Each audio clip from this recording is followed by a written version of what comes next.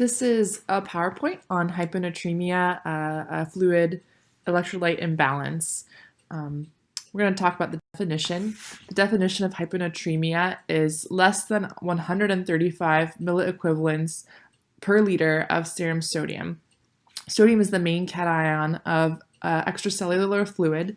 It has a major role in maintaining the concentration and volume of extracellular fluid, especially as it relates to intracellular fluid, because there is more sodium outside in the extracellular than in the intracellular, which is monitored by the potassium sodium pump, but that's a whole other topic. Important roles in nerve impulses, muscle contraction, and acid-base balance for sodium.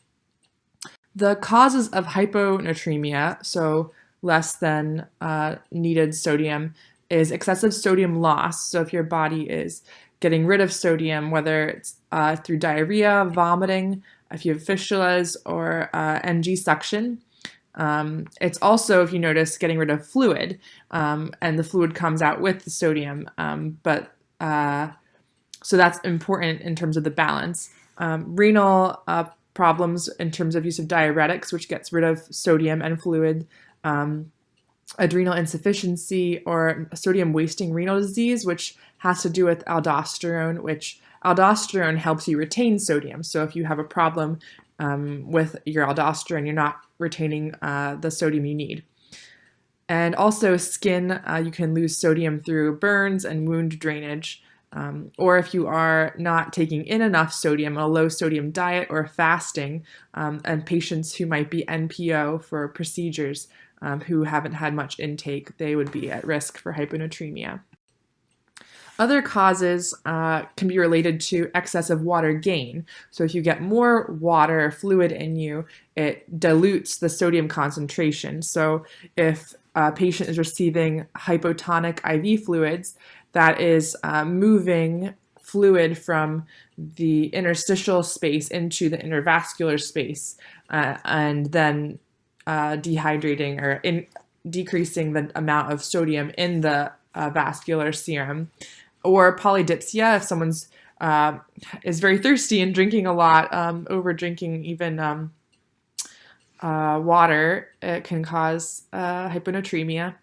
And some diseases that go along with this are SIADH, which is syndrome of inappropriate antidiuretic hormone.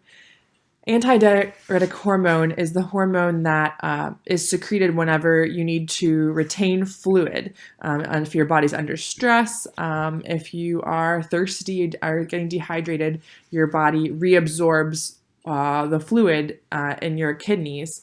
But if this is happening at the appropriate time, then you are retaining water and diluting your serum, and so your sodium content goes down. Also, heart failure is something that has to do with lots of fluid retention, as so does cirrhosis. And then we talked about aldosterone, hypoaldosteronism. If you don't have enough aldosterone, you won't retain the sodium that you need. This is a little mnemonic that I found that can help you remember some of the reasons why you might become hyponatremic. It's no Na. The plus is irrelevant, but no Na. Na is the first excretion increases due to renal problems, NG suction, vomiting, diuretics, sweating, diarrhea, or decreased secretion of aldosterone, which we just talked about, overload of fluid from congestive heart failure, hypotonic fluids, and renal failure. Sodium intake decreased whenever you're fasting or not taking in much salt, or problems with antidiuretic hormone if it's over-secreted. So if that helps you remember some of the causes, that would be a good tool. Clinical manifestations of hyponatremia whenever you have decreased volume. So whenever you are not diluted, but you just are losing sodium. Some of them are very similar to increased ECF. A lot of them are neurological. They affect your brain, and so you might become more irritable, apprehensive, dizzy, personality changes, tremors, seizure, and coma. Your cardiac system, you might get postural hypotension because you don't have much fluid. It could increase your pulse, make a thready pulse. You'll have cold, clammy skin and dry mucous membranes.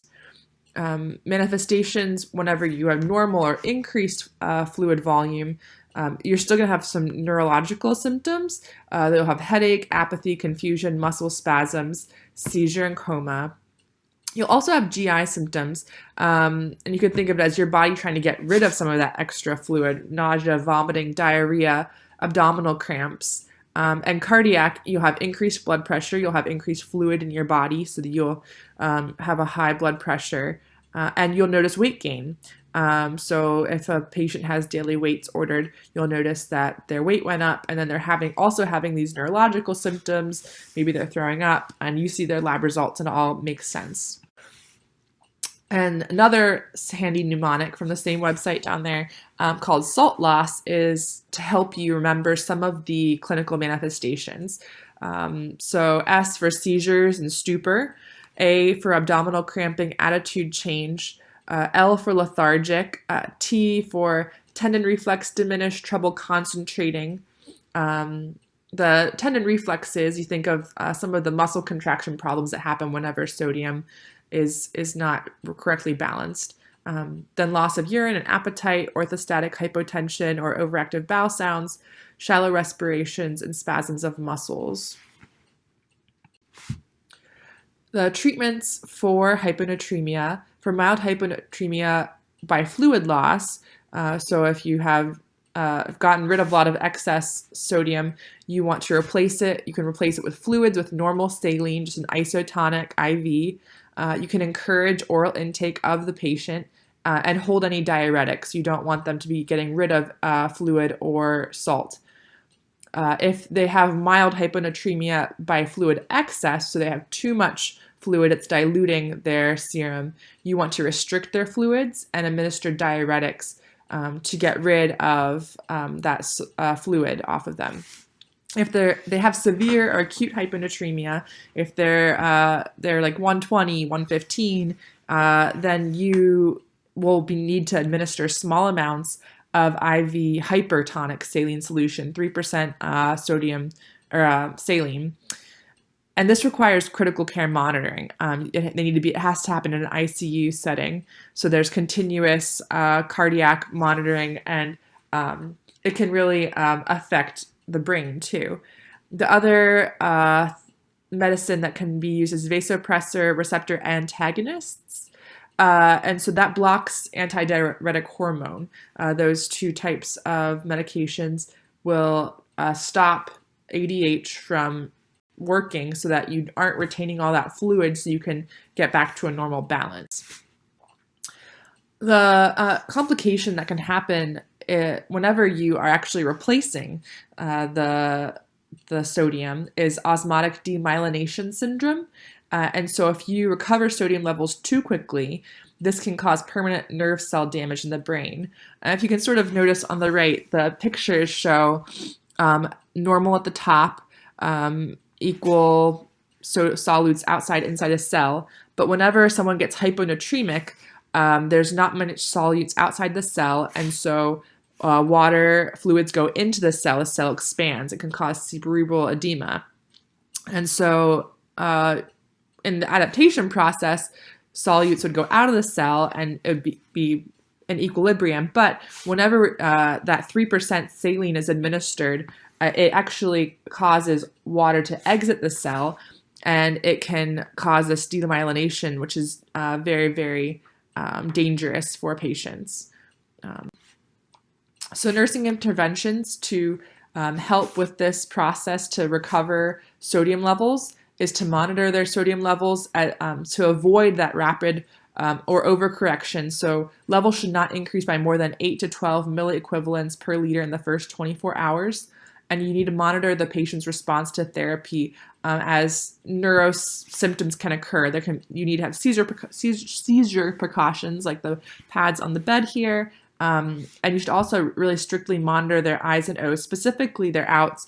If they can't help you monitor their outs and use a urinal or a hat, you need to consider placing a urinary catheter. Some NCLEX questions. Number one, what might be the cause of hyponatremia from water excess? A, nausea and vomiting. B, fasting. C, hypotonic IV fluids. Or D, diuretic use. So the answer is C, hypotonic IV fluids. That would cause an increase in the fluid in your intravascular space. Nausea and vomiting, you're getting rid of fluids. Fasting, you're not taking anything in. And diuretic use, you're flushing things out. So all of those things don't have to do with water excess. Next patient, number 2, a burn patient has a serum sodium level of 132 milliequivalents per liter. In this case, mild case of hyponatremia, which nursing interventions and orders will you carry out? Select all that apply.